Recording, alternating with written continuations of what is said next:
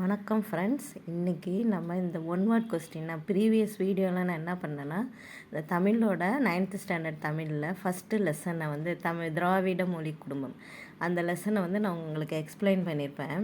இப்போ இந்த வீடியோவில் நான் என்ன பண்ணுறேன்னா, ஒன் வேர்ட் கொஸ்டின்ஸ் அந்த லெசன்லேருந்து என்னென்ன ஒன் வேர்ட் கேட்பாங்க, இம்பார்ட்டண்ட் கொஸ்டின் அதெல்லாம் நம்ம இன்றைக்கி பார்க்க போகிறோம். அதை தனியாக எடுத்து நான் உங்களுக்கு அது ஒரு வீடியோவாக இப்போ போட்டிருக்கேன். அதுதான் இப்போ நம்ம பார்க்க போகிறோம். இதில் ஃபஸ்ட்டு கொஸ்டின் என்னென்னா, திராவிட மொழிகளுக்குள் மூத்த மொழியாய் விளங்குவது தமிழ். ஓகேவா? திராவிட மொழிகளுக்குள் மூத்த மொழியாய் விளங்குவது எந்த மொழின்னு கேட்பாங்க, அதை தமிழ்னு மார்க் பண்ணிக்கணும். ஓகே. ரெண்டாவது கொஸ்டின், தமக்கு தோன்றிய கருத்துக்களை பிறருக்கு உணர்த்த மனிதர் கண்டுபிடித்த கருவியே டேஷ் ஆகும், மொழியாகும். தமக்கு தோன்றிய கருத்துக்களை பிறருக்கு உணர்த்த மனிதர் கண்டுபிடித்த கருவியே மொழியாகும்.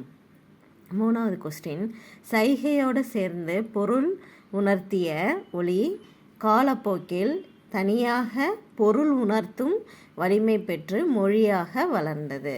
ஓகேவா? இது சைகையோடு சேர்த்து பொருள் உணர்த்திய ஒளி காலப்போக்கில் தனியாக பொருள் உணர்த்தும் வலிமை பெற்று மொழியாக வளர்ந்தது. என்னவாக வளர்ந்தது? மொழியாக வளர்ந்தது. இது ஒரு மூணாவது பாயிண்ட்டு. இந்தியாவில் பேசப்படும் மொழிகளின் எண்ணிக்கை 1300க்கும் மேற்பட்டது. இந்தியாவில் பேசப்படும் மொழிகளின் எண்ணிக்கை எத்தனை அப்படின்னு கேட்கலாம். அப்போ 1300க்கும் மேற்பட்டது. நெக்ஸ்ட் கொஸ்டின், இந்தியாவில் பேசப்படும் மொழிகளை எத்தனை மொழி குடும்பங்களாக பிரிக்கலாம் அப்படின்னு கேட்பாங்க. எத்தனை மொழி குடும்பங்களாக பிரிக்கலாம்னா 4 மொழி குடும்பங்களாக பிரிக்கலாம். இந்தியாவில் பேசப்படும் மொழிகளை 4 மொழி குடும்பங்களாக நம்ம பிரிக்கலாம். அவை என்னென்னா, இந்தோ ஆசிய மொழிகள், திராவிட மொழிகள், ஆஸ்திரோ ஆசிய மொழிகள், சீன திபெத்திய மொழிகள். அவையாவன இந்தோ ஆசிய மொழிகள், திராவிட மொழிகள், ஆஸ்திரோ ஆசிய மொழிகள், சீன திபெத்திய மொழிகள் என 4 மொழி குடும்பங்களாக பிரிக்கலாம். இந்தியாவில் பேசப்படும் மொழிகளை. ஓகேவா? அடுத்த கொஸ்டின், இந்திய நாடு மொழிகளின் காட்சி சாலையாக திகழ்கிறது என்று அகத்தியலிங்கம் குறிப்பிடுகிறார். யார் குறிப்பிடுகிறார்? இந்திய நாடு மொழிகளின் காட்சி சாலையாக திகழ்கிறது என்று யார் குறிப்பிடுகிறார்னா அகத்தியலிங்கம் குறிப்பிடுகிறார். திராவிடம் என்னும் சொல்லை முதலில் குறிப்பிட்டவர் குமரிலப்பட்டர். இந்திய நாடு மொழிகளின் காட்சி சரியாக திகழ்கிறது என்று சொல்லுவார் யார்? அகத்தியலிங்கம். அகத்தியலிங்கம். இது இம்பார்ட்டண்ட்டான கொஸ்டின். இதை மார்க் பண்ணிக்கோங்க, இம்பார்ட்டன்ட்னு சொல்லிட்டு. ஓகேவா? இது என்னென்னாக்க இம்பார்ட்டண்ட்டான கொஸ்டின். இது நிறைய இதில் கேட்டிருக்காங்க இந்த கொஸ்டின். திராவிடம் என்னும் சொல்லை முதலில் குறிப்பிட்டவர் குமரிலப்பட்டர். இதுவும் இம்பார்ட்டண்ட்டான கொஸ்டின். இது நிறையா வாட்டி இதில் கேட்டிருக்கிறாங்க, எக்ஸாமில் கேட்டிருக்காங்க. நெக்ஸ்ட்டு அடுத்த கொஸ்டின், தமிழ் என்னும் சொல்லிலிருந்து திராவிடா என்னும் சொல் பிறந்தது என்று யார் கூறினார்? தமிழ் என்னும் சொல்லிலிருந்து திராவிடா என்னும் சொல் பிறந்தது என்று யார் கூறினார்னா ஹீராஸ் பாதிரியார். தமிழ் என்னும் சொல்லிலிருந்து திராவிடா என்னும் சொல் பிறந்தது என்று யார் கூறினார்? ஹீராஸ் பாதிரியார். இதுவும் இம்பார்ட்டண்ட்டான கொஸ்டின். இது நல்லா பார்த்துக்குங்க. நெக்ஸ்ட், அறிஞர் வில்லியம் ஜோன்ஸ் என்பார் வடமொழியை ஆராய்ந்து மற்ற ஐரோப்பிய மொழிகளோடு தொடர்புடையது வடமொழி என்று அறிஞர் வில்லியம் ஜோன்ஸ் என்ன சொல்லியிருக்காருன்னா, வடமொழியை ஆராய்ந்து மற்ற ஐரோப்பிய மொழிகளோடு தொடர்புடையது எந்த மொழின்னு கேட்டோன்னா வடமொழி தான் மற்ற ஐரோப்பிய மொழிகளுடைய தொடர்புடையது என்று குறிப்பிட்டார். ஓகேவா? அடுத்தது, பிரான்சிஸ் எல்லிஸ் என்பார் தமிழ், தெலுங்கு, கன்னடம், மலையாளம் போன்ற மொழிகளை ஒப்புமைப்படுத்தி இவை தனியொரு மொழி குடும்பமாக சேர்ந்தவை என்று குறிப்பிட்டார். பிரான்சிஸ் எல்லிஸ் என்பார் என்ன சொல்லியிருக்காருன்னா, தமிழ், தெலுங்கு, கன்னடம், மலையாளம் போன்ற மொழிகளை ஒப்புமைப்படுத்தி இவை தனியொரு மொழி குடும்பங்களாக சேர்ந்தவை என்று குறிப்பிட்டார். ஓகே. அடுத்தது ஹோக்கன் என்பார் இம்மொழிகள் அனைத்தையும் இணைத்து தமிழியன் என்று பெயரிட்டதோடு ஆசிய மொழிகளிலிருந்து மாறுபட்டவை என்று கூறினார். அவர் ஹோக்கன் இது மற்ற ஆசிய மொழிகளிலிருந்து இது மாறுபட்டது தமிழ் அப்படின்னு சொல்லியிருக்கிறாரு. அடுத்து திராவிட மொழிகளின் ஒப்பிலக்கண நூல் என்ற நூலை எழுதியவர் யாருன்னா கால்டுவெல், 1856 இது இம்பார்ட்டண்ட்டான கொஸ்டின். திராவிட மொழிகளின் ஒப்பிலக்கணம் என்று குறிப்பிட்டவர் யாருன்னா கால்டுவெல், 1856 இது நிறைய வாட்டி கேட்டிருக்காங்க இந்த கொஸ்டின். நெக்ஸ்ட், திராவிட மொழி குடும்பங்கள் மொத்தம் எத்தனைனா 3 இருக்குது. தென் திராவிட மொழிகள், நடு திராவிட மொழிகள், வட திராவிட மொழிகள். இதுவும் இம்பார்ட்டண்ட்டான கொஸ்டின் இது. நெக்ஸ்ட் ஒன்று,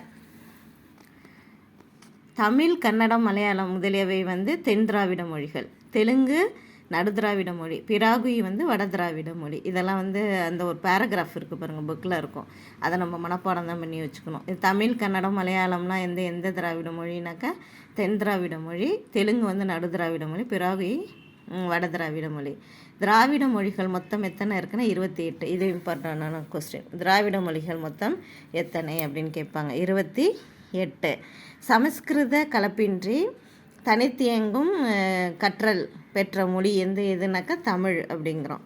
ஓகே. அடுத்தது பால் பாகுபாடு. கைவிரல் பெண்பால், கால்விரல் ஆண்பால், வாய்ங்கிறது ஆண்பால், மூக்கு பெண்பால், கண் பொதுப்பால். தொன்மையும் இலக்கிய வளமும் பெற்ற மொழி எதுன்னு கேட்டிங்கன்னா தமிழ் மொழி. ஓகே. தமிழ் மொழி பேசப்படும் நாடுகள் எதுனா Ilangai, Malaysia, Burma, Singapore, Indonesia, Fiji தீவு, தென்னாப்பிரிக்கா, Mauritius, England, Guyana, Madagascar, Trinidad, Australia, Canada. இது இங்கெல்லாம் இத்தனை நாடுகளில் என்ன பேசுகிறாங்கன்னா தமிழ் மொழி பேசுகிறாங்க. நெக்ஸ்ட்டு,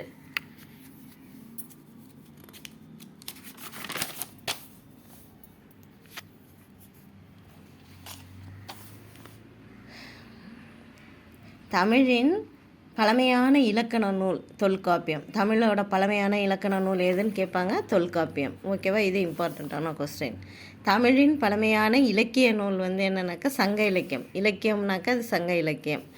நெக்ஸ்ட்டு, கன்னடத்தில் பழமையான இலக்கிய இலக்கண நூல் கவிராஜ மார்க்கம். அது ரெண்டுமே சேம் தான். இலக்கியமும் இலக்கணமும் ரெண்டுமே சேம், ஒரே நூல் தான், கவிராஜ மார்க்கம். தெலுங்கோட பழமையான இலக்கியம் பாரதம். தெலுங்கோட பழமையான இலக்கணம் ஆந்திர பாஷ பூஷணம். ஆந்திர பாஷ பூஷணம். நெக்ஸ்ட்டு மலையாளத்தோட இலக்கியம் ராமசரிதம். மலையாளத்தோட பழமையான இலக்கணம் லீலா திலகம். ஓகேவா? இதெல்லாம் நல்லா படிச்சுக்குங்க. நெக்ஸ்ட்டு எந்தெந்த நாடுகளின் பணத்தாள்களில் தமிழ்மொழி இடம்பெற்றது? மொரிஷியஸ், இலங்கை. இந்த கொஸ்டின் இம்பார்ட்டண்டான கொஸ்டின். ஓகேவா? எந்தெந்த நாட்டின் பணத்தாள்களில் தமிழ்மொழி இடம்பெற்றது? மொரிஷியஸ், இலங்கை. தனக்கென தனித்த இலக்கண வளத்தை பெற்று தனித்தியங்கும் மொழி எதுன்னு கேட்டாங்கன்னா தமிழ்மொழி. ஓகேவா? நெக்ஸ்ட்டு, திராவிட மொழிகளில் பிறமொழி தாக்கம் மிகவும் குறைந்ததாக காணப்படும் மொழி எதுனாக்கா தமிழ் தான். திராவிட மொழிகளிலேயே பிறமொழி தாக்கம் மிகவும் குறைந்ததாக காணப்படும் மொழி தமிழ். நெக்ஸ்ட், ஒரே பொருளை குறிக்க பல சொற்கள் அமைந்து சொல்வளமும் சொல்லாட்சியும் பெற்ற மொழி எதுனாக்கா தமிழ் மொழி. நெக்ஸ்ட்டு, இந்தியாவின் தொன்மையான கல்வெட்டுகளில் பெரும்பாலானவை எந்த மொழியில் இடம்பெற்றிருக்குனாக்கா தமிழ் மொழியில் இடம்பெற்றுள்ளன. இங்கே டோட்டலாக நான் ஒரு 32 கொஸ்டின் இந்த ஃபஸ்ட்டு லெசன்லேருந்து எடுத்திருக்கேன். இதை மட்டும் படித்தாலே போதும், அவ்வளோதான். இது நம்ம லெசனை ஒரு வாட்டி பார்த்தாச்சு. அதுக்கப்புறம் எக்ஸாமுக்கு போகிறதுக்கு முன்னாடி இதை மட்டும் நம்ம இந்த 32 கொஸ்டின் இந்த கொஸ்டினை மட்டும் பார்த்துட்டு போனாலே நம்ம சூப்பராக அட்டன் பண்ணிவிட்டு வந்துடலாம். இதை நல்லா நீங்கள் இந்த வீடியோவை யூஸ் பண்ணிக்கோங்க. நான் 9th ஸ்டாண்டர்ட் படிக்கிற பசங்களும் இந்த இதை நம்ம நல்லா யூஸ் பண்ணிக்கலாம். இதை 1 வேர்ட் கொஸ்டின்ஸ்லாம் சூப்பராக நான் எக்ஸ்பிளைன் பண்ணியிருக்கேன். எல்லாம் நல்லா பார்த்து பயனடைஞ்சுக்குங்க. வணக்கம்.